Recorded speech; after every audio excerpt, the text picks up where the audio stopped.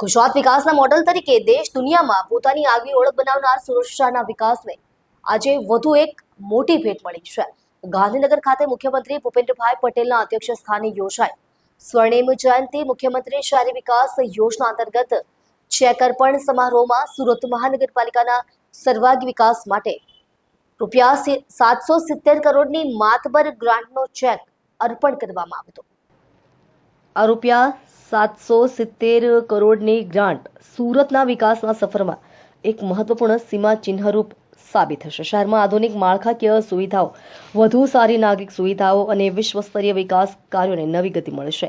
વિકાસની દોડમાં સતત આગળ વધી રહેલા સુરત માટે આ ગ્રાન્ટ માત્ર આર્થિક સહાય નહીં, પરંતુ વિકસિત સુરતના સપનાને સાકાર કરવાની નવી આશા અને નવી ઉર્જા બની રહેશે। હીરાની જેમ ચમકતું અને મહેનતું સુરત હવે આધુનિક, સુવિધાસભર અને વિશ્વસ્તરીય શહેર બનવાની દિશામાં વધુ એક મજબૂત પગલું ભરી રહ્યું છે। સુરત નાગરિકોના જીવનમાં સુખાકારી અને સુવિધાઓ વધારવાના આ પ્રયાસથી શહેરના સર્વાંગી વિકાસને નવી દિશા મળશે। સુરતના વિકાસ માટે મળેલા આ ઐતિહાસિક સહયોગ બદલ માનનીય વડાપ્રધાન શ્રી નરેન્દ્રભાઈ મોદી, માનનીય મુખ્યમંત્રી શ્રી ભૂપેન્દ્રભાઈ પટેલ તથા સમગ્ર રાજ્ય સરકારનો સુરતના નાગરિકો વતી હૃદયપૂર્વક આભાર વ્યક્ત કરવામાં આવ્યો છે। ગુજરાતના વિકાસનો ધબકારો અને દેશની વિકાસગાથાનું ગૌરવ બનેલું સુરત હવે નવી ગતિ સાથે આગળ વધવા સજ્જ છે।